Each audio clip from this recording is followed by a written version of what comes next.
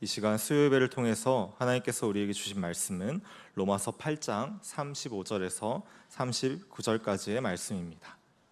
신약 성경 250면쯤에 있습니다. 로마서 8장 35절에서부터 39절까지의 말씀 다 찾으셨으면 한 절씩 교도하신 후에 마지막 39절은 다 함께 읽겠습니다. 누가 우리를 그리스도의 사랑에서 끊으리요? 환난이나 공고나 박해나 기근이나 적신이나 위험이나 칼이랴. 기록된 바 우리가 종일 주를 위하여 죽임을 당하게 되며 도살당할 양같이 여김을 받았나이다 함과 같으니라. 기록된 바 우리가 종일 주를 위하여 죽임을 당하게 죄송합니다. 그러나 이 모든 일에 우리를 사랑하신 이로 말미암아 우리가 넉넉히 이기느니라. 내가 확신하노니 사망이나 생명이나 천사들이나 권세자들이나 현재일이나 장래일이나 능력이나 높음이나 깊음이나 다른 어떤 피조물이라도 우리를 우리 주 그리스도 예수 안에 있는 하나님의 사랑에서 끊을 수 없으리라. 아멘. 이제 담임 목사님께서 나오셔서 사실인가 감정인가 구원의 확신이라는 제목으로 17강 강의하시겠습니다.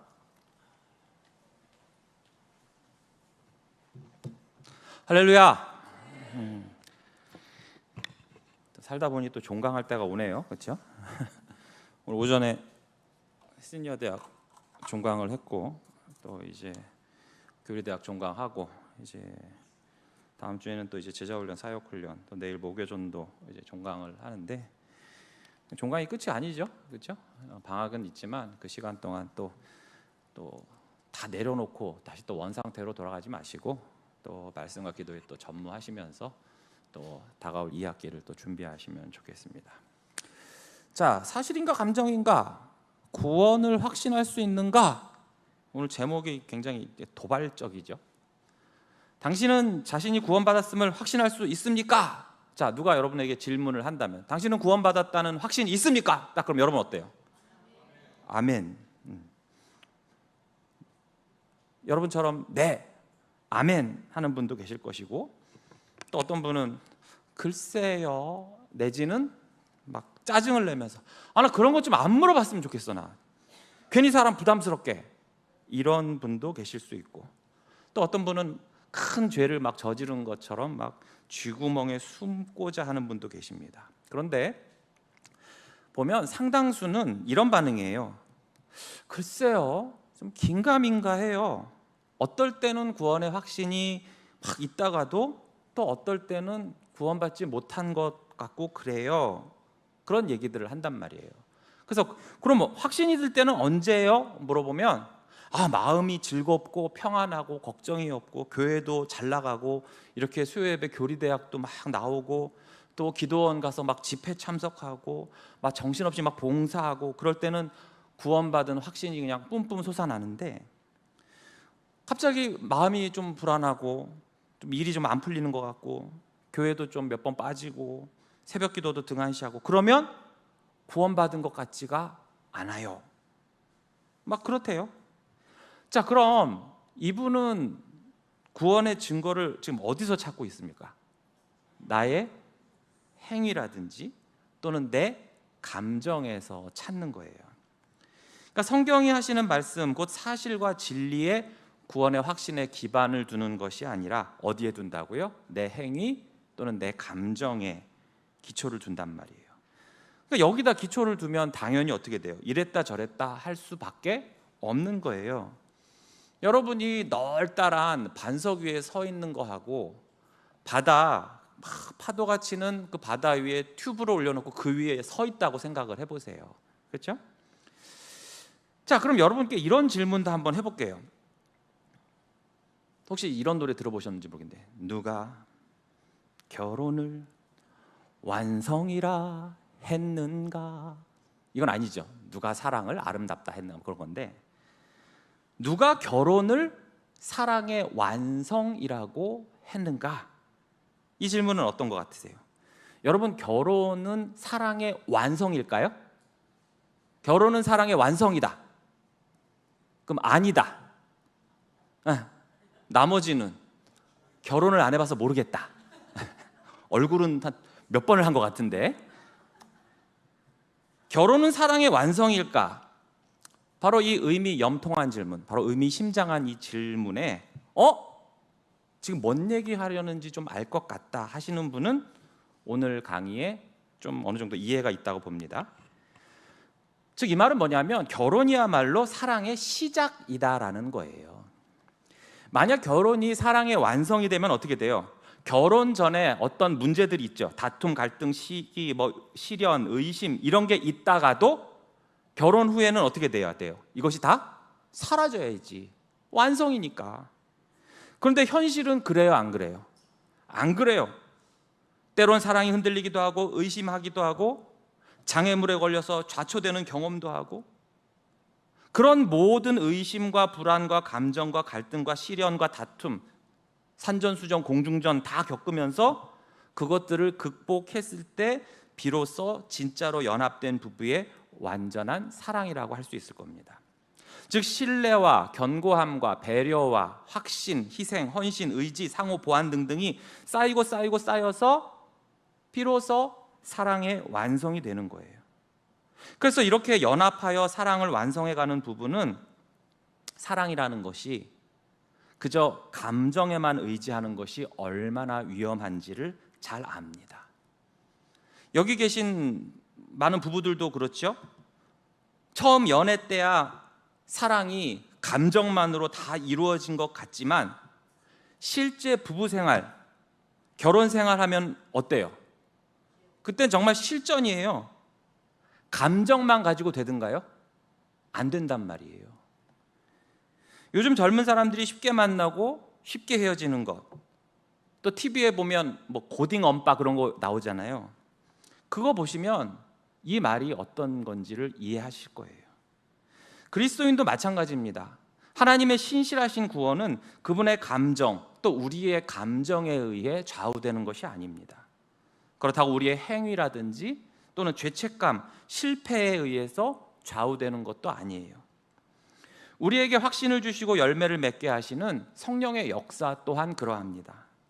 그러므로 때론 내 안에 의심이 들기도 하고 또 긴가민가 할 때, 그래서 낙심하게 될 때 우리가 더욱 집중해야 될 것은 조령목에 조변 섞게 하는 우리의 감정이 아닌 신실하신 하나님의 은혜의 보좌를 바라봐야 돼요.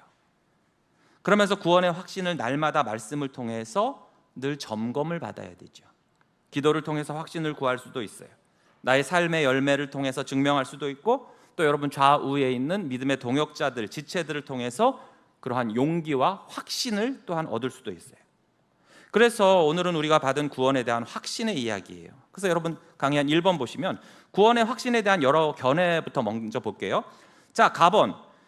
로마 카톨릭에서 주장하는 거예요. 구원의 확신은 절대 불가능하다. 자, 로마 카톨릭은 이렇게 가르칩니다. 어떤 사람도 이 세상에서 자신의 구원을 확실하게 알 수 없다. 오직 죽은 후에만 알게 된다라고 가르쳐요. 즉 성도가 이 세상에서 자신의 구원을 확신하게 된다는 것은 불가능하다라고 가르칩니다. 여러분 로마 카톨릭의 가장 대표적인 회의인 트렌트 종교회의라고 있어요. 여러분 들어보셨습니까? 여러분 교리를 좀 공부해 보신 분은 안 들어보셨을 리가 없어요. 이 트렌트 공회, 트렌트 종교회의가 있는데 이것은 1545년부터 1563년까지 이어진 카톨릭의 종교회의예요. 그래서 어떤 성격이냐? 루터나 칼빈 등의 종교개혁에 반대하는, 이 개혁교회를 정죄하는, 그렇게 정죄하기 위해서 모인 반종교개혁 회의로 굉장히 유명한 그 회의입니다. 가톨릭에. 그래서 여기서 확정지어 내린 교리들이 여러 개 있고, 이것이 오늘날 얼마 전까지만 해도 교황이 이것이 여전히 유효하다고 발표를 했어요. 어떤 것들이 있는가? 제가 몇 가지 얘기할 텐데 이걸 말할 때 여러분들이 어머 아멘 할렐루야 이러면 좀 이상한 거예요. 이거 우리가 배우는 거랑 좀 다른데 이게 정상이지, 은혜 받았어 할렐루야 이러면 끝나고 목양실로 잠깐 오세요. 상담을 좀 해야 되니까. 자, 첫 번째, 성경과 전통이 동등한 권위를 갖는다. 어떠세요? 어떠세요? 지금 송찬욱 집사님은 잘하니까 입에서 욕 나올 뻔했어. 촥 이러면서. 자, 개신교, 우리 같은 개신교는 뭐예요? 무엇만 그 권위가 있어요? 성경, 솔라 스크립투라, 오직 성경. 그런데 이 트렌트 공유회에서는 성경뿐 아니라 사도의 전승이라든지 교회의 전통이라든지 교황의 말씀 등도 성경과 동일한 권위를 가지고 있다라고 선언을 했어요. 그러면서 이 교회의 성경 해석권은 오직 누구에게만 있다? 교황과 주교단에만 있고 일반 신자는 개인적인 성경 해석을 해선 된다, 안 된다? 안 된다라고 가르쳐요. 두 번째, 7가지 성례, 세크라멘툼이라고 하는데, 우리 교회에서, 우리 개신교에서는 성례가 몇 개예요? 2가지죠. 뭐죠? 세례와 성찬식. 그렇죠? 그런데 트렌토회에서는 어떻게 했냐? 7개의 성례. 지금도 카톨릭은 그래요. 세례, 견진, 성체, 고해, 종부, 서품, 혼인, 이 모든 것이 다 유효하고 은혜를 베푸는 방편이라고 선언을 했단 말이에요. 또 어떤 것을 선언했냐? 화채설. 여러분, 우리가 성찬을 통해서 떡과 포도주를 마시는 것이 그 떡과 포도주를 통해서 뭘 하려는 거예요? 예수 그리스도의 은혜와 사랑을 기념하고 기억하려는 거죠. 그러나 화채설은 뭐예요? 그것을 먹는 순간 그 떡과 포도주가 예수님의 실제 피와 살로 변한다. 그게 화채설이에요. 여러분, 여름에 먹는 수박 화채 그런 게 아니라 몸으로 변한다. 화채 이렇게. 맞아요, 틀려요? 틀리죠. 우리 기독교에서는 뭐예요? 그건 상징적이다, 기념적이다라고 해석을 한단 말이에요. 또 하나, 이거 제일 중요한 건데 이신칭의에 대해서예요.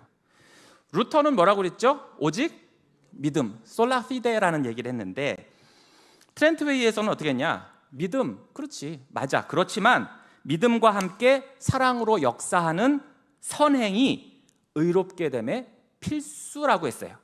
그러니까 한마디로 말해서 믿음과 행위가 5대5인 거야. 즉 구원은 하나님의 은총으로 시작되는 건 맞는데 인간의 자유의지와 그에 대한 협력과 성화 과정까지 다 이 구원에 포함이 돼야 된다라는 거예요. 5번째, 원죄와 세례가 있어요. 아담의 타락으로 인한 원죄가 온 인류에게 전가되는 것, 여기까지는 같은데 문제는 뭐냐? 세례를 통해서 그 원죄가 정결케 된다라고 선언을 해요. 여러분, 세례를 통해서 정결하게 되는 게 아니라 뭘로? 예수 그리스도를 믿음으로써. 예수 그리스도를 믿음으로써 그 원죄까지 정결케 되는 거죠. 6번째, 성인의 중보기도와 성모 마리아 공경이에요. 즉 성인, 성 패트릭 이런 사람들한테 어떻게 해요? 자기 죄를 고하고 막 이거 기도를 들어달라고 막 그렇게 하잖아요. 패트릭 성자시여, 세인트 누구시여, 막 이런 식으로. 그렇죠? 성인의 이름을 불러가면서. 맞아요, 틀려요? 안 되죠. 오직 누구의 이름으로? 예수 그리스도의 이름으로. 또한 성모 마리아에 대한 공경을 인정을 했어요. 이것은 우상숭배 아니다, 계속 유효하다, 성모 공경해야 된다, 그런 식으로 이제 선언을 했어요. 연옥 존재를 갖다가 인정을 했어요. 그래서 연옥에 있는 자들을 위한 미사를 드리는 것도 얼마든지 가능하다, 신앙적 가치가 있다. 그러면서 면죄부는 참 나쁜 짓 많이 했으니까 이런 거 폐지하고 판매 금지는 명했지만 면죄 자체는 그것을 유지시켰어요. 그러니까 예를 들어서 신부가 당신의 죄 사해졌습니다, 이런 식으로 그런 면죄 같은 거는 유효하다고 했어요. 자, 그런데 이러한 트렌트 종교회의에서 성도들이 자신의 죄가 용서받았다는 것을, 구원받았다는 것을 확신하는 것은 근거 없고 불경건한 신념이다라고 함으로써 결국에는 카톨릭은 뭐예요? 선행을 강조하는 행위신앙으로 치우치게 되고 말았어요. 그러니까 뭐냐 하면, 야, 하나님이 너의 죄를 용서하시는 건데 네가 뭔데 내가 용서받았니 안 받았니 그러냐? 네가 뭔데 구원받았니 안 받았니 확신하고 말고 하냐? 네가 하나님이야, 이 불경건한 놈아. 이렇게 돼버린 거예요. 여러분, 그렇게 되면 구원받았는지 안 받았는지 확신이 없을 때 일단 뭐부터 하고 보는 게 안전해요? 일단 착한 일부터 하고 보는 게 안전빵이죠. 그래야 내 마음도 부담이 좀 줄어들고 뭔가 안전해 보이고, 내가 일단 착한 일은 지금 계속 하고 있잖아 이러면서. 그래서 카톨릭에서는 믿음과 선행을 꾸준히 쌓으면서 천국을 바라보라 라고 가르쳐요. 듣고 보니까 좀 어때요? 그럴싸하죠, 그렇죠? 그런데 이 견해는 성경의 가르침과는 같아요, 달라요? 달라요. 성경은 분명히 말씀합니다. 믿음으로 의롭다 하심을 얻고 믿음으로 구원을 받는다고 말이죠. 그래서 이건 매우 중요하기 때문에 싹 다 찾아볼게요. 먼저 로마서 3장 28절이에요. 그러므로 사람이 의롭다 하심을 얻는 것은 율법의 행위에 있지 않고 믿음으로 되는 줄 우리가 인정하노라. 에베소서 2장 8절에서 9절 볼게요. 너희는 그 은혜에 의하여 믿음으로 말미암아 구원을 받았으니 이것은 너희에게서 난 것이 아니요 하나님의 선물이라. 행위에서 난 것이 아니니 이는 누구든지 자랑하지 못하게 함이라. 자, 갈라디아서 2장 16절 볼게요. 사람이 의롭게 되는 것은 율법의 행위로 말미암음이 아니요 오직 예수 그리스도를 믿음으로 말미암는 줄 알므로 우리도 그리스도 예수를 믿나니 이는 우리가 율법의 행위로서가 아니고 그리스도를 믿음으로써 의롭다함을 얻으려 함이라. 율법의 행위로서는 의롭다함을 얻을 육체가 없느니라. 마지막으로 빌립보서 3장 9절 볼게요. 그 안에서 발견되려 함이니 내가 가진 의는 율법에서 난 것이 아니요 오직 그리스도를 믿음으로 말미암은 것이니 곧 믿음으로 하나님께로부터 난 의라. 자, 이처럼 우리는 행위가 아닌 오직 믿음으로 의롭다 칭함을 받고 구원을 받는다는 사실이 바로 진리인 거예요. 자, 그런데 이 구원의 확신에 대한 또 다른 주장, 아예 카톨릭은 안 된다고 그랬잖아요. 근데 또 다른 주장도 있어요. 나번에 보시면 성도가 구원의 확신을 가지는 일은 가능하다. 그리고 그것은 바람직하지만 믿음을 끝까지 지킬 때만 가능하다. 다른 말로 유보적인 확신이라고 그러는데 이게 무슨 얘기냐면 지금은 구원 받았는지 확신을 가질 수는 있다. 그런데 끝까지 믿음을 지키고 죄를 멀리하고 살아갈 때 그때 나중에 가서 구원을 받을 수 있을 것이다 라는 뜻이에요. 여러분 이 말 들으면 얼핏 들으면 어때요? 그럴싸하죠. 그럴싸해요. 막 진실한 경건의 열망이 담겨 있는 것 같이 보이지만 문제가 있어요. 어느 부분에서 믿음을 끝까지 지킬 때만. 그럼 누가 지킨다는 거예요? 내가 지킨다는 거예요. 내가. 이 또한 인간의 노력이 행위가 들어가야 한다는 뜻이에요. 그러니까 그 노력을 보고 그 결과를 보고 그제서야 최종적으로 하나님이 구원을 시켜주신다는 거예요. 그렇게 되면 이 또한 구원이 누구에게 달려있는 거예요? 인간에게 달려있는 거예요. 이처럼 구원 자체가 사람의 노력에 의존한다면 우리가 어떻게 확신을 가질 수가 있겠어요? 그렇죠? 우리는 늘 넘어지고 늘 실수하잖아요. 그런데 만약 나의 구원이 이러한 내 행위나 의지, 더 나아가 내 감정에 달려있다면 나는 결코 구원의 확신을 가질 수가 없을 겁니다. 그럼 이제 구원의 확신에 대한 올바른 견해를 우리가 성경 말씀을 통해서 찾아보도록 할게요. 이번에 구원의 확신에 대한 올바른 견해. 자, 성경은 분명히 뭐라고 하시냐면 그리스도인은 구원의 확신을 가질 수가 있고 또 가져야만 한다고 분명히 가르치십니다. 자, 욥기 19장 25절에서 26절 볼게요. 내가 알기에는 나의 대속자가 살아계시니 마침내 그가 땅 위에 서실 것이라. 내 가죽이 벗김을 당한 뒤에도 내가 육체 밖에서 하나님을 보리라. 누구 말이에요? 내가 지금 욥기라고 했잖아요. 욥이 한 말이에요. 어떠한 상태에서? 굉장히 기쁘고 막 행복할 때? 아니죠. 고통 가운데 있던 욥이 자신의 구속자가 살아계시고 마지막 날에 부활의 소망으로 그 자신이 하나님을 바라보게 될 것을 확신을 하는 거예요, 지금. 그러니까 부활의 소망을 가졌고 하나님을 볼 것을 확신했다는 것은 곧 욥에게 무엇이 분명히 존재했다는 거예요. 구원의 확신이 존재했다는 거예요. 분명히 있다는 거예요. 시편 23편 6절 볼까요? 내 평생의 선하심과 인자하심이 반드시 나를 따르리니 내가 여호와의 집에 영원히 살리로다. 다윗도 영원히 여호와의 집에 살 것을 그가 분명히 확신하고 있고 알고 있고, 그렇죠? 디모데후서 1장 12절 볼까요? 이로 말미암아 내가 또 이 고난을 받되 부끄러워하지 아니함은 내가 믿는 자를 내가 알고. 내가 믿는 자가 누구야? 예수 그리스도죠. 내가 믿는 예수 그리스도를 내가 알고, 또한 내가 의탁한 것을 그날까지 그가 능히 지키실 줄을 확신함이니라. 바울은 자기 자신의 구원 문제가 바로 예수 그리스도께 달려 있음을 확신했고, 그래서 어떻게 해요? 의탁, 전적으로 그에게 맡겼다는 거예요. 이 구원 문제를 예수 그리스도께서 끝까지 지켜주실 것이라는 것을 확신한 거예요. 그러니까 내가 갖고 있으면 불안하잖아요. 여러분이 은행에다가 왜 돈 맡겨요? 불리려고? 불리는 것도 있지. 근데 내가 갖고 있으면 왠지 불안하니까. 뭐 개뿔 별로 없으면서 뭐 그렇게 불안해요. 근데 어쨌든 내가 갖고 있으면 불안하니까 어때? 은행에 맡기는 거예요. 마찬가지예요. 구원의 문제를 내가 갖고 있는 게 아니라 어떻게 한다? 예수 그리스도께 의탁한다, 맡긴다. 이처럼 구원의 확신은 내 감정이 아니라 하나님의 성실하신 그 약속에 기초하는 거죠.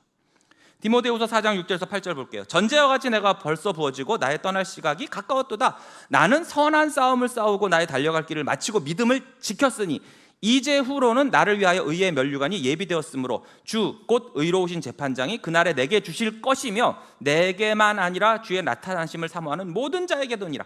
자, 바울은 지금 순교를 앞두고도 굉장히 담대하게 고백을 하고 있잖아요. 의의 면류관이 내게 준비되었다. 이 말은 결국 뭐예요? 나 구원 이미 받았다. 그런 확신이 있다라고 지금 말하고 있는 거예요. 마지막으로 요한일서 5장 13절이에요.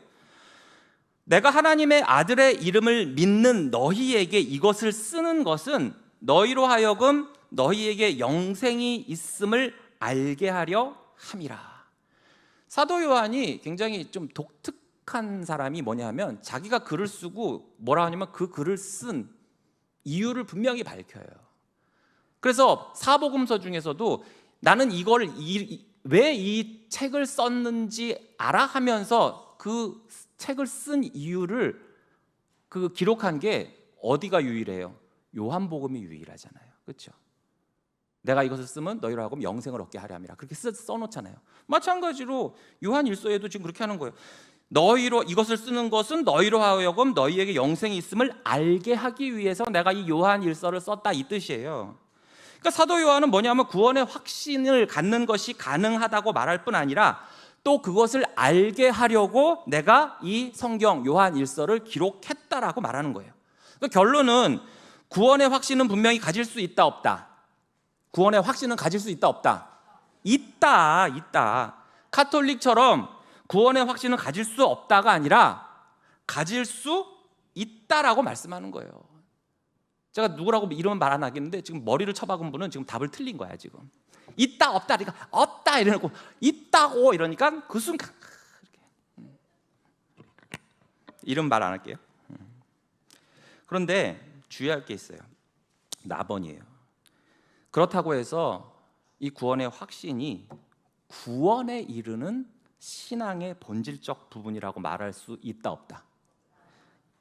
이 말은 뭐냐 하면 확신이 구원 자체의 필수 요소는 아니라는 거예요. 그러니까 내가 비록 지금 확신이 없다고 해서 그럼 구원받지 못했어 이렇게 말할 수 있다 없다? 없다라는 거예요. 간혹 이런 말을 하는 사람들이 있어요. 만일 어떤 사람한테 이러는 거예요.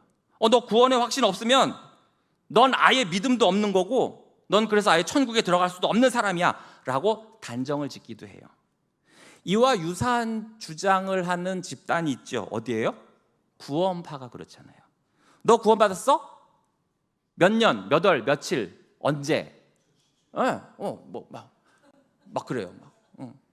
서울시 여러분, 내가 왕초 막 이러면서 나 그때 구원받았어 막 이러면서. 너 그거 모르면 바로 얘기 못하면 너 구원 못 받은 거야 막라고 해요. 여러분, 우리는 구원의 확신으로 구원을 받은 게 아니라 뭘로 구원을 받아요? 믿음으로 구원을 받는 거예요. 물론 구원의 확신을 갖는 거 필요해요. 중요해요. 그렇지만 구원의 확신 이전에 더 중요한 건 뭐예요? 진실한 믿음이에요. 그리고 그 믿음 위에 구원의 확신이라는 꽃과 열매가 맺혀야 하는 것입니다. 그럼에도 불구하고 성경은 우리에게 구원의 확신을 가지라고 계속해서 요청을 하십니다. 그렇다면 그거에 대한 근거를 또한 찾아봐야겠죠. 마태복음 7장 21절에서 23절이에요. 나더러 주여 주여 하는 자마다 다 천국에 들어갈 것이 아니요 다만 하늘에 계신 내 아버지의 뜻대로 행하는 자라야 들어가리라. 그날에 많은 사람이 나더러 이르되 주여 주여 우리가 주의 이름으로 선지자 노릇하며 주의 이름으로 귀신을 쫓아내며 주의 이름으로 많은 권능을 행하지 아니하였나이까 하리니 그때에 내가 그들에게 밝히 말하되 내가 너희를 도무지 알지 못하니 이 불법을 행하는 자들아 내게서 떠나가라 하리라. 자, 많은 사람들이 입으로는 주여 주여 그러면서 내가 구원받았어 라고 확신을 했지만 실제로 그 중에는 거짓 확신이 있을 수 있다고 예수님 말씀하시는 거예요. 또한 십자가 위에서 예수님의 오른편에 있던 강도 있잖아요. 그 강도와 예수님이 대화를 하셨어요. 누가복음 23장 42절 43절에 보시면 이르되 예수여 당신의 나라에 임하실 때 나를 기억하소서 하니까 예수님이 뭐라고 그래요? 내가 진실로 내게 이르노니 오늘 내가 나와 함께 낙원에 있으리라. 여러분, 이 십자가 우편에 있는 강도는 예수님과 있던 시간이 길어요, 짧아요?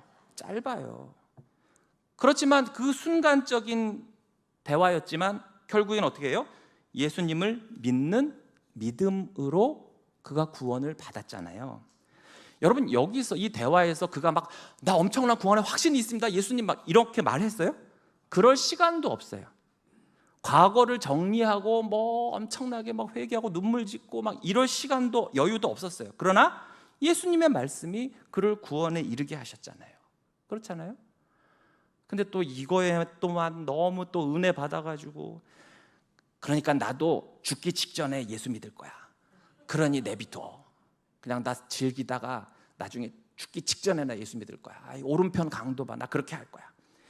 이런 철딱선이 없는 인간들을 보시면 꼭 이렇게 말씀을 해주세요. 네가 자살이 아닌 한 언제 죽을지 정확히 말을 해주면 이제부터 내가 너 예수 믿으라고 말 안 할게. 그걸 알려줘. 그러면 내가 말 안 할게. 그러면 아마 뭐라고 하겠죠? 그렇죠? 그걸 알면은 그 사람 말도 맞을 수 있겠지만 어떻게 알아? 그거 모르잖아요. 고린도후서 13장 5절이에요.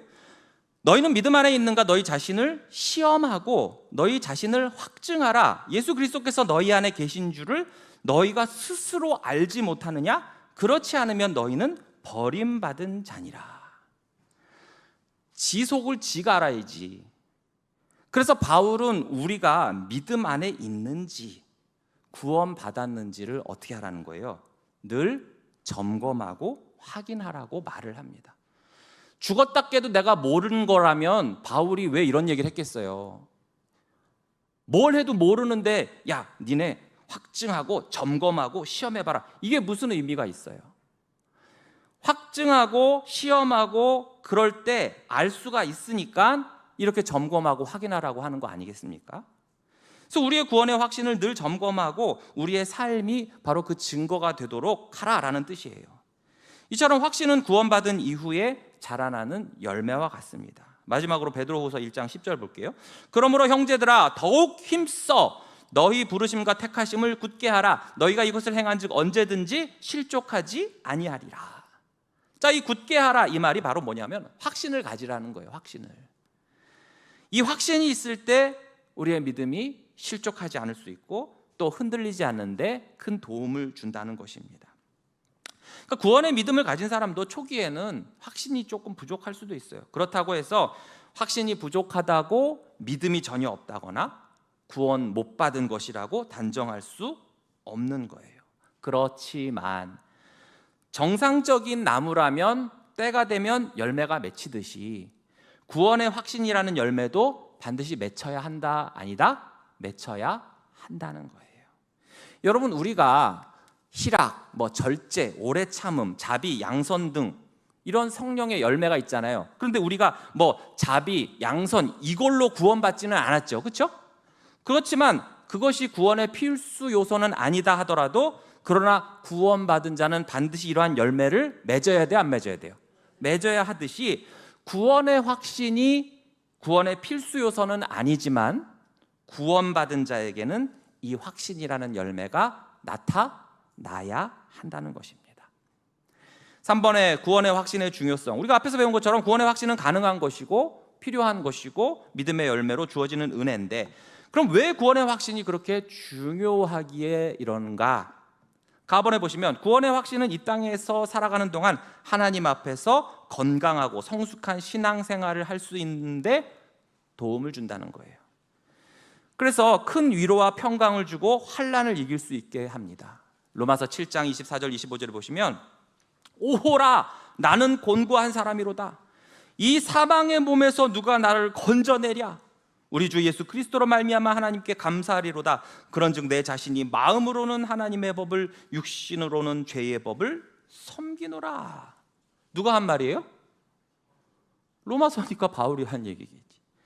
근데 여기서 오호라 나는 곤고한 사람이다. 이 사망의 몸에서 누가 나를 건져내랴. 이 부분 때문에 어떤 학자들은 이것은 바울이 예수 믿기 전일 것이다, 이런 얘기까지도 해요.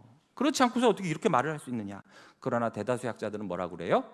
이건 이미 예수 믿고 지금 로마서 편지 보내고 정말 복음 전파하는데 매진하고 있는 상황이었다. 그렇지만 그도 인간이고 그도 우리와 똑같기 때문에 뭐예요? 복음 전하고 열심히 예수 믿었지만 순간순간마다 저와 여러분과 똑같이 어떻게 그 내면에 여전히 불쑥불쑥 솟아나는 죄의 그 문제점들, 그 죄의 갈등들로 인해서 바울도 얼마든지 괴로워했다는 거예요. 그렇지만 25절에서 보듯이 우리 주 예수 그리스도로 말미암아, 즉 예수 그리스도를 통한 구원의 확신 안에서 그가 다시금 위로를 받고 감사하며 고백함으로써 다시 일어설 수 있게 되었다는 거예요. 그러면서 그 유명한 이거 다음 즉시 나오는 게 뭐예요? 그 다음이 그 유명한 로마서 8장이잖아요. 그래서 로마서 8장 2절에 이렇게 나오잖아요. 이는 그리스도 예수 안에 있는 생명의 성령의 법이 죄와 사망의 법에서 너를 해방하였습니다. 그래서 이 억양이 7장에서 가다가 8장에 가면 그러니까 7장 뒷부분에 가서 좀 약간 침울한 분위기였다가 8장에 들어가면 막 환희에 넘친 듯한 느낌이 확 들어요. 구원의 확신이 있을 때 이처럼 우리는 죄책과 두려움에서 해방되어 참된 자유를 누릴 수가 있는 거예요. 고린도후서 5장 1절 2절 함께 읽어볼게요. 시작. 만일 땅에 있는 우리의 장막집이 무너지면 하늘에 있는 영원한 집이 우리에게 있는 줄 아느니라. 참으로 우리가 여기 있어 탄식하며 하늘로부터 오는 우리 처소로 덧입히기를 간절히 사모하노라. 구원받음으로 인해 장차 누릴 영원한 나라, 그 하늘나라에 대한 확신이 지금 현재의 고난을 어떻게 이기게 한다는 거예요. 시편 46편 1절 3절 볼게요. 하나님은 우리의 피난처시요 힘이시니 환난 중에 만날 큰 도움이시라. 그러므로 땅이 변하든지 산이 흔들려 바다 가운데 빠지든지 바닷물이 솟아나고 뛰놀든지 그것이 넘침으로 산이 흔들릴지라도 우리는 두려워하지 아니하리로다. 그러니까 어떤 순간, 고통의 그 순간에도 우리를 지탱하는 힘은 바로 뭐다? 내가 구원받았다는 확신이라는 거예요. 여러분, 사도행전에서 바울과 실라가 그렇게 큰 핍박을 받고 감옥에 갇혔지만 그들이 찬양하고 기도할 수 있었죠. 왜 그렇습니까? 구원의 확신은 임박한 죽음 앞에서도 담대할 수 있는 능력을 주기 때문에 그래요. 그러나 반대로 이러한 확신이 없다면 어떻게 해요? 이러한 환난이 닥쳤을 때 흔들릴 수밖에 없겠죠. 또한 구원의 확신은 거룩하고 열정적인 삶을 가능케 합니다. 여러분, 구원의 확신은 영적 게으름으로 이끌질 않아요. 난 이미 구원받았으니까 이미 낙장불입 어떻게 되겠어? 대충 살아도 어떻게 천국 가겠지. 이런 식으로 살질 않아요. 여러분 주변에 보세요. 오히려 구원의 확신에 찬 사람일수록 어떻게 삽니까? 열정적으로 살아요. 열정적으로. 죄에 대해서도 굉장히 민감하게 반응하고요. 영혼 구원에 헌신합니다. 그러니까 구원의 확신이 있는 예수쟁이들은 뭐가 그렇게 맨날 바빠 보면 바빠요. 바빠요. 맞아 그러시잖아요. 하나님께 날마다 헌신된 삶으로 기쁨으로 살아내요.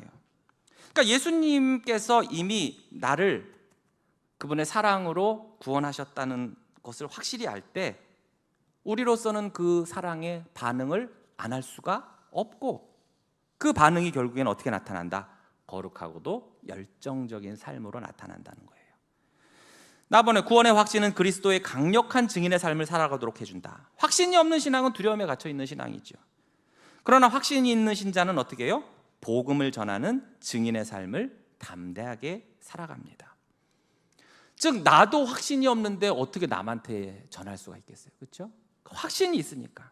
사도 바울이 두려움 없이 담대하게 복음을 전할 수 있었던 이유도 뭐예요? 자신의 구원에 대한, 그리고 자기를 구원하신 예수 그리스도에 대한 분명한 확신이 있기 때문이죠. 초대교회 순교자들이 왜 죽음을 두려워하지 않았습니까? 그들은 자신의 육신의 생명보다도 귀한 영원한 구원에 대한 확신이 있었기 때문이에요. 이처럼 구원에 대한 확신이 복음의 선포로 이어지는 거예요. 다음번에 보시면 구원의 확신이 중요한 이유는 확신에 찬 믿음이 하나님을 영화롭게 하기 때문이다. 어떻게 보면 이것이 가장 중요한 이유일 수 있는데, 확신에 찬 믿음은 하나님을 영광스럽게 한다는 거예요. 로마서 4장 19절에서 20절 보시면, 그가 백세나 되어 자기 몸이 죽은 것 같고 사라의 태가 죽은 것 같음을 알고도 믿음이 약하여지지 아니하고 믿음이 없어 하나님의 약속을 의심하지 않고 믿음으로 견고하여 져서 하나님께 영광을 돌렸다고 했어요. 그러니까 아브라함은 하나님의 약속을 전적으로 신뢰하면서 의심 없이 그 하나님의 약속을, 그 말씀을 확신함으로써 하나님께 그 행위가 어떻게 됐다는 거예요? 하나님께 영광을 돌렸다는 거예요. 그러니까 구원의 확신이 있다는 것은 하나님의 말씀과 약속을 믿는다는 증거잖아요. 그러니까 그분의 신실하심을 신뢰한다는 고백이기도 해요. 그래서 하나님은 이처럼 우리가 흔들리지 않는 믿음으로 그분을 의지하고 신뢰할 때 어떻게 하신다는 거야? 그 영광을 받으신다는 거예요. 정리하면 구원의 확신은 감정이 아니라 믿음의 열매예요. 기분이 좋을 때 느끼는 그런 평안함, 그런 정도가 아니에요. 구원의 확신은 진리를 믿는 믿음에서 나오는 바로 성령의 역사요, 하나님께서 주시는 은혜의 선물입니다. 확신이 있는 사람은 이 땅에서 담대히 살아갑니다. 흔들리지 않습니다. 낙심하지 않아요. 그러면서 복음을 전하고 거룩하게 살아가고 또한 결과적으로 하나님을 영화롭게 합니다. 자, 그럼 이제 구원의 확신의 근거에 대해서 볼게요. 앞서도 말하지만 우리의 감정, 우리의 행위는 날마다 어때요? 변하죠. 그렇죠? 여기에 구원의 확신의 근거를 둘 수가 없다고 그랬어요. 우리의 감정뿐 아니죠. 이 세상의 모든 것은 다 어때요? 변한단 말이에요. 그러나 무엇만은 변하지 않습니까? 하나님의 말씀만은 변하지 않고 영원하다고 했어요. 그러니까 우리의 구원의 확신의 그 근거를 어디에서 찾아야 돼요? 말씀, 성경에서 찾아야 돼요. 그것을 통해서 객관적인 증거를 찾아야 돼요. 먼저 성경을 통한 객관적인 증거. 요한복음 3장 36절 볼게요. 아들을 믿는 자에게 영생이 있고 아들에게 순종하지 아니하는 자는 영생을 보지 못하고 도리어 하나님의 진노가 그 위에 머물러 있다라고 말씀하셨죠. 그러니까 분명히 아들을 믿는 자, 즉 예수 그리스도를 믿는 자에게는 영생이 있다, 구원이 있다라고 말씀하신 거예요. 그러니까 네가 지금 예수 그리스도를 믿고 있냐? 하나님의 아들을 믿고 있냐? 그럼 영생이 있어. 바로 그 근거를 말씀하시는 거예요. 마찬가지로 요한복음 5장 24절을 보시면 내가 진실로 진실로 너에게 이르노니 내 말을 듣고 또 나 보내신 이를 믿는 자는 영생을 얻을지도 몰라가 아니라 뭐예요? 얻었고 심판에 이르지 아니한다. 사망에서 생명으로 옮겼다고 하셨어요. 예수님의 말씀을 듣고 믿는 자는 이미 영생을 얻은 거예요. 그러니까 현재형이란 말이에요. 그러니까 지금 이 순간 그리스도를 믿는 자는 이미 생명 가운데 있는 자요 구원받은 자다. 확신을 가져라 이 뜻이에요. 요한복음 10장 28절 29절에요. 내가 그들에게 영생을 주노니 영원히 멸망하지 아니할 것이요 또 그들을 내 손에서 빼앗을 자가 없느니라. 그들을 주신 내 아버지는 만물보다 크심에 아무도 아버지 손에서 빼앗을 수 없느니라. 더우시죠? 에어컨 좀 켜주세요. 자, 우리가 예수 그리스도를 전심으로 정말 믿고 영접을 했다면, 영생을 이미 받았고, 그것은 구원을 받았고, 그것은 누구도 빼앗을 수 있다 없다? 없다. 왜? 하나님이 대빵이니까. 가장 능력 있고 가장 힘세고 크신 분이신데 누가 우리의 구원을 빼앗거나 무효할 수 있겠는가라고 하시는 거예요. 이처럼 성경을 통해서 우리의 구원의 확신을 증거하신다면, 두 번째로는 성령을 통해서 또한 직접적으로 증거를 해주십니다. 즉 우리의 구원을 성령께서 증거하신다는 거예요. 로마서 8장 16절에 보시면 성령이 친히 우리의 영과 더불어 우리가 하나님의 자녀인 것을 증언하신대요. 성령이. 그러니까 하나님께서 우리에게 보내주신 성령은 우리가 하나님의 자녀라는 사실을 마음속 깊이 깨닫게 하십니다. 그러니까 성령께서 인을 쳐주시는 역사를 행하시는데, 이를 통해서 우리가 하나님의 자녀이고 구원받은 백성이라는 사실을 우리가 부인할 수 없을 정도로 확신하게 만드십니다. 이러한 확신은 성령께서 한순간에 주권적으로 부어주시는 역사거든요. 그러나 그렇다고 해서 우리가 성령의 능력 이러면 제일 먼저 예전에 어디부터 생각했어요? 기도원 가야지, 막 이렇게 불 떨어져야지, 불 받아야지. 그러니까 어떤 부흥회나 어떤 집회 이런 데에서만 확신을 갖겠다, 내가 거기 가서 좀 앉아서 벙벙 뜨면은 왠지 좀 구원의 확신을 받는 것 같다, 이런 경향은 좀 주의해야죠. 하나님의 진리의 말씀과 삶의 열매가, 또 성령의 증거가 우리 구원의 확신의 세 축, 하나님의 말씀, 내 내면에서 성령의 증거, 그리고 나의 삶의 열매, 이 세 가지예요. 그래서 마지막으로 답원이 그거예요. 성도의 삶을 통한 주관적인 증거, 은혜의 내적 증거, 삶의 변화와 열매인데, 이것을 통해서 구원의 확신의 증거를 삼을 수 있다는 거예요. 말씀, 성령, 나의 삶. 그러니까 개개인의 삶에 해당되기 때문에 주관적인 증거요 또는 내적 증거라고 말하는 건데, 여러분 이것은 삶의 변화에서 또 그에 따른 열매에서 우리가 찾아볼 수 있거든요. 아까 사도 요한이 요한 일서를 쓴 목적을 뭐라고 했어요? 내가 하나님의 아들을 믿는 너희에게 이것을 쓰는 것은 너희로 하여금 너희에게 영생이 있음을, 너희가 구원받았다는 것을 알게 하려고 이 요한 일서를 썼다고 그랬잖아요. 그러니까 오늘날과 마찬가지로 사도 요한이 활동하던 당시에도 이처럼 구원의 확신을 좀 가지지 못하고 좀 불분명하고 좀 불안해하는 사람들이 있었다는 거예요. 그래서 이들을 위해서 사도 요한이 요한 일서를 썼는데, 그래서 구원의 확신이 그렇다면 일상의 삶에서 어떻게 나타나는가를 말했는데, 첫 번째, 내가 예수 그리스도를 정말 진지하게 진실하게 믿고 있는가, 한마디로 나의 믿음을 점검하라고 합니다. 요한일서 5장 1절에 보시면 예수께서 그리스도이심을 믿는 자마다 하나님께로부터 난 자니 또한 낳으신 이를 사랑하는 자마다 그에게서 난 자를 사랑하느니라. 내가 예수님을 그리스도로 믿는 자, 그런 자는 이미 하나님께로부터 난 자다, 즉 택함 받고 구원받았다는 증거니까 확신을 가지라는 거예요. 그러니까 내가 예수님을 믿고 내가 하나님을 진짜로 사랑하는 거 본인은 알 거 아니에요, 그렇죠? 그렇다면 그는 바로 구원받은 자다. 두 번째, 구원의 확신의 증거를 어디서 찾으라고 해요? 형제 사랑에서 찾으라고 합니다. 요한일서 3장 14절에 보시면 우리는 형제를 사랑함으로 사망에서 옮겨 생명으로 들어간 줄을 알거니와 사랑하지 아니하는 자는 사망에 머물러 있느니라. 여러분, 사망에서 옮겨 생명으로 들어간 게 뭐예요? 이게 결국엔 구원받은 거지, 구원받은 거. 그러니까 내가 지금 교회 내에서 형제 자매를 미워하거나 질투하거나 막 저주하거나 그런 게 아니라 사랑하고 있다면 난 이미 뭐다? 받은 자라고 확신해도 좋다라는 거예요. 이어서 요한일서 2장 3절 볼까요? 우리가 그의 계명을 지키면 이로써 우리가 그를 아는 줄로 알 것이요. 자, 여기서 이 안다라는 것은 믿는 것과 같은 의미예요. 그러니까 구원의 그 확신의 증거를 어디서 찾는다? 내가 하나님의 말씀에 순종을 하고 있는지 그 여부에서 찾으라는 거예요. 마지막으로 요한일서 3장 24절에 보시면 그의 계명을 지키는 자는 주 안에 거하고 주는 그의 안에 거하시나니 우리에게 주신 성령으로 말미암아 그가 우리 안에 거하시는 줄을 우리가 아느니라. 분명히 안다라고 했어요. 즉 내가 늘 성령과 동행하는가, 성령에 따라 살고 성령을 거스르지 않고 성령께서 마음에 감동을 주시는 대로, 인도하는 대로 내가 살고자 하는가, 거기에서 구원의 확신의 증거를 찾으라고 사도 요한은 말하고 있는 것입니다.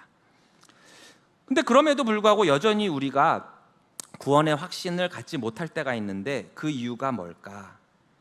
오랜 시간 교회를 다닌다는 신자들조차도 이 부분에서 흔들리는 이유가 뭘까? 첫 번째로 확신의 근거를 알지 못하거나 또 그것을 어떻게 적용할지 모르기 때문일 수가 있어요. 그러니까 많은 사람들이 구원의 확신을 어떻게 해요? 개인의 감정이라든지 어떤 무슨 집회라든지 이런 환경에 의존을 해요. 그래서 기도 많이 하면 막 그럴 땐 또 구원을 받은 것 같기도 하고, 또 죄를 짓게 되면 그 즉시 내가 버림받고 아예 처음부터 구원 안 받은 것 같기도 하고. 그러나 우리는 이미 배운 것처럼 확신의 근거는 감정이 아니라 진리 위에, 말씀 위에, 성령께서 또 삶의 열매에서 찾으라고 했습니다. 그러니까 이 중 어느 것 하나 무시해서는 안 돼요. 우리가 이 확신의 근거, 이 뿌리를 잘못된 곳에 두면 조금만 바람 불어도 흔들리고 넘어지게 돼요. 구원은 이미 하나님의 은혜로 주신 선물이고 확신은 그 선물을 어떻게 바라보는가에 달려있는 거예요. 따라서 성경 말씀을 바르게 배우고 진리 위에 자신의 믿음을 세워나가야 그때 확신이 자라가는 거죠. 두 번째, 삶과 믿음 사이에 모순이 있을 때 그래요. 즉 모순된 삶을 살 때 그렇다는 것입니다. 이 말은 뭐냐 하면 우리의 삶에서 하나님의 뜻과 말씀을 거스르는 행동들을 자주 하잖아요. 겉으로는 믿는다고 하고 입술로는 뭐 하나님을 찬양하고 사랑한다고 하지만 실제 우리의 삶에서 세상 방식, 자기중심적인 것, 탐욕, 원망, 미움이 가득하다면 어때요? 우선 우리의 양심부터가 먼저 우리의 확신을 흔들게 됩니다. 또한 사탄은 그 틈을 귀신같이 알아요. 그래서 어때요? 야, 네가 이러고도 구원받은 것 같아? 아니야. 이러면서 계속 쏘삭쏘삭거려요. 아, 나 구원받았구나. 시편 50편 23절 볼까요? 감사로 제사를 드리는 자가 나를 영화롭게 하나니 그의 행위를 옳게 하는 자에게 내가 하나님의 구원을 보이리라. 여러분, 여기서 이 행위를 옳게 한다는 것은 완벽한 삶을 말하는 게 아니에요. 하나님 앞에서 정직하려고 하고 또한 진실하게 하나님을 대하는 태도를 말하는 거예요. 그런데 이 말이 그의 행위를 보고 구원을 한다가 아니죠. 뭐라고 그랬어요?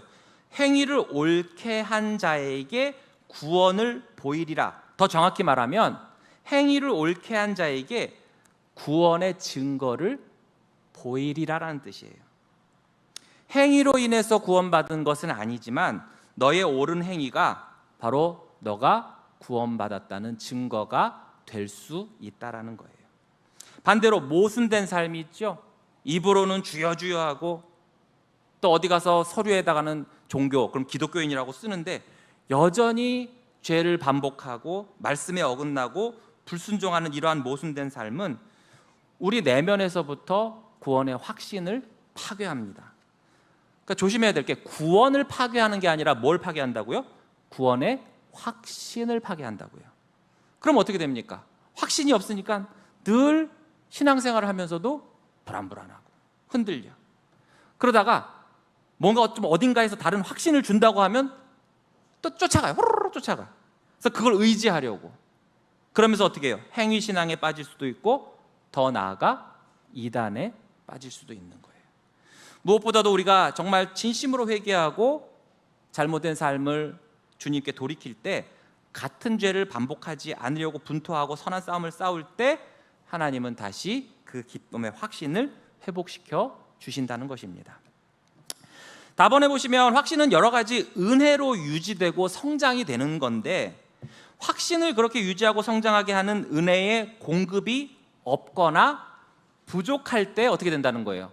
구원의 확신이 없을 수 있다. 여러분, 구원의 확신은 마치 어떤 그 신앙적 근력이라고 할 수 있어요. 근력.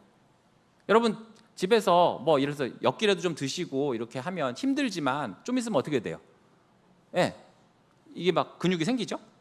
근데 밥도 안 먹고 이렇게 하면 돼요, 안 돼요? 안 돼요. 근육이 빠지지. 음식도 같이 잘 먹으면, 단백질 잘 먹으면서 훈련도 하고 이래야 되잖아요. 근육이 영양을 공급받고 훈련해야 근육이 자라고 튼튼해지고, 그렇듯이 구원의 확신도 어떻게 해요? 은혜로 자라고 은혜로 유지가 돼요. 베드로후서 1장 5절에서 7절 이렇게 권면합니다. 그러므로 너희가 더욱 힘써 너희 믿음의 덕을, 덕의 지식을, 지식의 절제를, 절제의 인내를, 인내의 경건을, 경건의 형제우애를, 형제우애의 사랑을 더하라. 그러면서 10절에 이렇게 말씀합니다. 그러므로 형제들아 더욱 힘써 너희 부르심과 택하심을 굳게 하라. 너희가 이것을 행한즉 언제든지 실족하지 아니하리라. 즉 성도가 말씀, 기도, 예배, 교제, 섬김 가운데 꾸준히 나아갈 때 확신도 함께 자라나게 되고 흔들리지 않는 믿음에 이르게 된다는 거예요. 반대로 이러한 은혜의 수단에 꾸준히 참여하지 않게 되면 어떻게 됩니까? 신앙은 마르기 시작하고 확신도 사라진다는 거예요. 그렇기 때문에 내가 요즘 영적으로 좀 요즘 공고해, 좀 지쳐 있어, 이것을 안다면, 내가 지금 고갈되고 있어, 이런 것을 인지한다면 어떻게 해야 돼요? 그 즉시 은혜의 자리로 나가야 돼요. 말씀을 어떻게 해서든 붙잡고 기도의 자리로 나와야 돼요. 그렇게 되면 확신은 자연스럽게 회복이 됩니다. 구원의 확신을 갖지 못하는 이유, 마지막 가장 치명적이고 비극적이고 안타까운 일이죠. 바로 실제 구원을 받지 못했기 때문에 그럴 수 있다는 거예요. 어떤 경우에는 사람이 구원의 확신을 갖지 못하는 이유가 정말 구원을 받지 못해서 그럴 수 있어요. 예수님이 아까도 경고하셨잖아요. 사람들이 주여 주여 그러면서 우리가 주의 이름으로 선지자 노릇을 하지 않았습니까? 했는데 그때 주님이 뭐라고 하셨어요? 내가 너를 도무지 알 수 없어. 정말 무서운 말씀이죠. 그러니까 종교적인 활동과 진정한 믿음은 분명히 다르다는 거예요. 예배를 드리고 교회 다니고 봉사하고 뭐 직분을 받고 뭐 안수를 받고 해도 예수 그리스도를 진정으로 인격적으로 믿지 않고 있다면 구원의 확신이 없는 정도가 아니라 뭐가 없어요? 구원 자체가 없잖아요. 그러니까 이런 경우에는 필요한 것이 확신이 아니에요. 뭐예요? 회심이에요, 회심. 자신의 죄를 깊이 깨닫고 십자가의 은혜를 의지하고 예수 그리스도를 믿음으로 영접해야죠. 이러한 모습들은 싹 배제된 상태에서 그저 교회 좀 오래 다녔다, 봉사를 좀 오래 다 했다. 문제는 이런 시간이 길어지면서 어떻게 돼요? 회심도 안 했는데, 예수님을 주로 영접하지도 않았는데 시간이 점점 길어지면서 어떤 위치에 올라가고 그러다 보니까 착각을 하죠. 내가 구원받았다고 착각을 하게 되는 거예요. 그리고 그러다 죽는 거야. 그럼 어떻게 돼요? 그리고 나서 예수님 앞에 갔는데 나 너 몰라 이러면 그때 가서는 어떻게 이거를 뒤집어? 예수님 잠깐만요. 내가 저기 1분만 나 살려주면 내가 내려가가지고 정말 전심으로 영접하고 다시 올라올게요. 그게 돼? 안 돼요? 안 되잖아요. 부자가 아브라함한테 뭐라고 그랬어요? 나사로 살려가지고 좀 보내주면 저기 할게요. 예수님이 안 된다고 그랬잖아요. 마찬가지예요.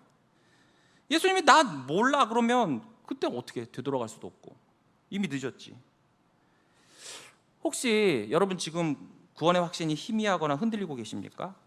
그렇다면 이 네 가지 질문을 깊이 한번 묵상해 보시기 바라요.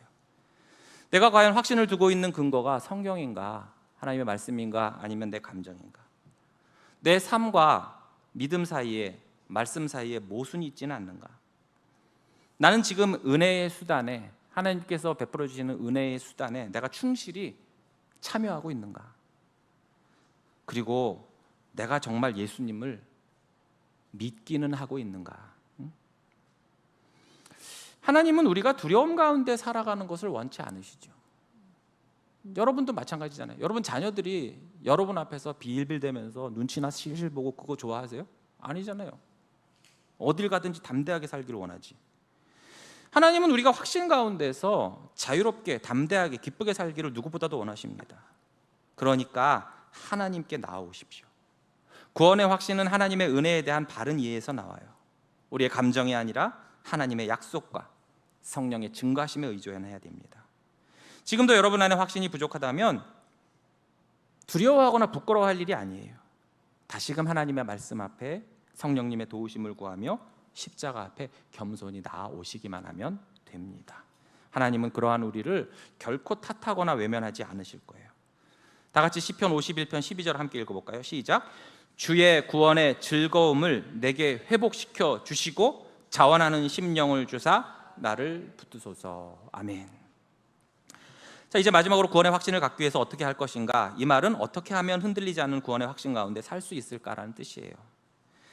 여러분, 확신은 끝이 아니라 신앙의 여정의 시작이에요. 즉 구원의 확신은 단지 한 번 결단했다고 해서 계속 유지되고 끝나는 게 아니라는 거예요. 우리가 예수 그리스도를 믿는 그 순간부터 그 확신이 점점 더 깊어지고 커지고 넓어져야, 그러니까 자라나야 하는 영적 성장의 과정이에요. 그래서 구원의 확신을 실제로 어떻게 누리며 자라나게 할 수 있는지 실천적인 5가지 원리를 보면, 첫 번째, 오늘 지금 확신을 추구하라는 거예요. 예수님은 마태복음 7장 7절 8절에서 이렇게 말씀하셨죠. 구하라 그리하면 너희에게 주실 것이요, 찾으라 그리하면 찾아낼 것이요, 문을 두드리라 그리하면 너희에게 열릴 것이니 구하는 이마다 받을 것이요, 찾는 이는 찾아낼 것이요, 두드리는 이에게는 열릴 것이라. 많은 모든 것을 구하고 찾고 두드리지만 특별히 구원의 확신, 이건 그냥 하늘에서 가만히 감나무 밑에서 입 벌리고 떨어지듯이 그렇게 저절로 떨어지는 게 아니에요. 하나님 앞에서 구하고 말씀 가운데서 찾고 기도하며 두드릴 때 하나님께서는 그 확신까지도 어떻게 해요? 선물처럼 우리에게 주신다는 거예요. 그러니까 많은 사람이 나도 집사님처럼 구원의 확신이 있었으면 좋겠어. 나도 권사님처럼 확신이 뿜뿜 넘치면 얼마나 좋을까. 입은 그렇게 털면서 정작 말씀을 붙잡지도 않고 기도하지도 않아요. 이건 마치 우리 아이들이 나 전교 1등 했으면 좋겠다. 나 대기업 들어갔으면 좋겠다.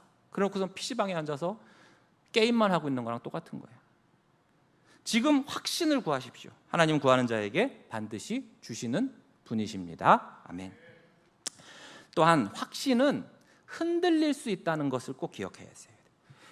여러분, 우리는 완전한 존재가 아니잖아요. 그렇죠? 그러므로 구원의 확신이 항상 일정하게 유지되지 않을 수 있어요.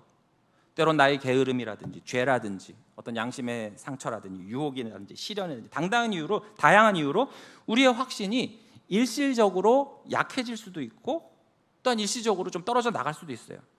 하지만 이 확신은 성령의 역사에 의해서 적당한 때에 살아나게 되고 심한 절망에 빠지지 않도록 반드시 구조를 받습니다. 그러니 내 확신이 좀 흔들린다 하더라도 거기서 낙심해가지고 신앙을 아예 버리거나 포기하는 행위는 해서는 안 된다는 거예요. 어쩌면 흔들리는 것이 오히려 우리에게 있어서는 지극히 당연한 일이에요. 그러나 그것은 믿음 자체가, 구원 자체가 사라지는 게 아니라 그러한 확신이 때로는 약해질 수 있다는 거예요. 그렇지만 분명히 하나님은 다시금 붙잡아 주신다는 사실을 믿으시기 바랍니다. 다번에 구원의 확신이 구원뿐 아니라 삶에도 연결되어 있음을 봐야 돼요. 구원의 확신은 단지 천국에 갈 수 있느냐 그 문제가 아니에요. 확신이 있을 때 어떻게 된다고요? 우리의 삶의 태도와 방향도 분명히 달라져요. 확신이 있을 때 우리는 두려움보다는 평안을 누리죠. 확신이 있을 때 우리는 담대하게 살아갈 수가 있고, 확신이 있을 때 우리는 더 적극적으로 하나님을 섬기게 됩니다. 그렇기 때문에 이 확신은 단지 교리적인 명제가 아니라 우리 신앙의 생명력을 담보할 수 있는 중요한 요소가 돼요. 그러므로 이 확신은 우리의 매일의 삶에 영향을 주는 실질적인 하나님의 은혜인 것입니다. 그렇기 때문에 오늘도 내일도 그 확신 위에 여러분의 삶을 세우시기 바라요. 라본에 보면 구원의 확신을 얻기까지 믿음의 노력과 시간이 필요하다는 것을 잊지 마라. 여러분, 구원의 확신이 하루아침에 이루어질 수가 없어요. 그리고 처음 믿을 때는 그 확신이 좀 약할 수도 있죠. 그러나 어떻게 해요? 말씀을 배우고 또 하나님을 인격적으로 만나고 경험하고 그런 가운데 연단과 시련을 통과하면서 확실히 깊어질 수 있고 단단해질 수 있죠. 히브리서 5장 14절은 이렇게 말씀합니다. 단단한 음식은 장성한 자의 것이니 그들은 지각을 사용함으로 연단을 받아 선악을 분별하는 자들이니라. 확신 또한 연단을 통해 자라날 수가 있는 거예요. 그러니까 어떤 그 연단이 있을 때 어떤 고통이 다가온다고 해서 야, 이거 내가 구원 못 받아가지고 이런 연단을 당해서 고통을 당하나, 이런 게 아니라 그 연단을 통해서 더욱더 내 믿음과 확신이 굳건해질 수 있다는 사실을 꼭 깨닫고, 그래서 믿음의 시간과 또한 성숙이 반드시 필요한 것이구나, 조급해하면 안 되겠구나, 그러셔야 돼요. 그래서 하나님은 반드시 잘하게 하시거든요. 반드시 잘하게 하시잖아요. 그래서 여러분 순원이나 여러분 자녀들 중에서도 내가 볼 때는 얘는 왜 이렇게 믿음이 적지? 왜 구원의 확신이 왜 이렇게 없지? 막 그러면서 조급해가지고 막 이러면 어떻게 돼요? 상대방이 더 이런단 말이에요. 하나님께서 그를 구원하셨다면 반드시 어떻게 해요? 그 확신을 자라게 하실 것이고 깊어지게 하실 것이라는 소망을 가지고 기다리고 또한 성숙할 시간이 필요하다는 것을 여러분도 알아야 돼요. 보면 개구리 올챙이적 시절 생각 못한다고. 자기는 막 그럼 자기는 뭐 엄마 뱃속에서 태어날 때부터 아주 그냥 성령과 믿음이 뿜뿜한 것처럼 그래놓고서 그런 것만, 신앙만 그런 거 아니잖아요. 애들 학교 시험 보고 오면은 우리나라 대한민국 모든 부분은 다 전교 1등했어. 넌 누굴 닮아서 그러니? 누굴 닮기 지 닮아서 그렇지? 넌 누구 닮아서 그렇게 공부를 못하니? 자기는 그 나이 때 애보다 더 공부 못했으면서 애를 아주 쥐잡듯이 잡아요. 넌 누구 닮아서 그러니? 믿음도 마찬가지다라는 거예요. 넌 누구 닮아서 이렇게 믿음이 없니? 그러지 말란 말이에요. 마번, 구원의 확신이 계속해서 자랄 수 있도록 은혜의 공급을 받으라. 그러니까 확신은 정기적인 영적 공급이 없으면 어떻게 돼요? 자연스럽게 시들 수밖에 없어요. 그러니까 말씀, 기도, 예배, 교제, 회개하고 감사하고 찬송하고 성도의 교제가 모든 것이 바로 이 확신을 유지시키고 튼튼하게 하는 은혜의 통로가 돼요. 그렇기 때문에 이 구원의 확신은 고립된 개인 속에서는 절대 유지될 수가 없어요. 그래서 가나안 성도로 홀로 신앙생활하는 것으로는 결코 구원의 확신이 유지될 수가 없습니다. 공동체 안에서 말씀의 가르침 속에서 성령의 감동 안에서 확신이 자라가죠. 영적 공급을 받는 자리는 바로 그렇기 때문에 우리에게는 생명선이 되는 거예요. 그 자리를 놓치지 마시길 바랍니다. 사랑하는 성도 여러분, 우리는 구원의 확신이 어떤 단순한 감정이 아니라 바로 성경적인 사실이고 또 하나님이 주시는 은혜라는 것을 오늘 배웠어요. 그러니까 이 확신은 우리로 하여금 흔들리지 않는 기쁨과 담대함으로 살아가게 하시고 종국에는 하나님을 영화롭게 하고 우리의 삶의 중심을 예수 그리스도께로 고정하게 만듭니다. 이 자리에 계신 모든 성도님들이 더 이상 두려움 대신 담대한 믿음으로, 감정 대신 진리로, 흔들림 대신 깊이 박힌 은혜의 뿌리로 바로 구원의 확신에 의한 기쁨과 자유함이 늘 넘치는 그러한 신앙생활 하시기를 주님의 이름으로 축복합니다.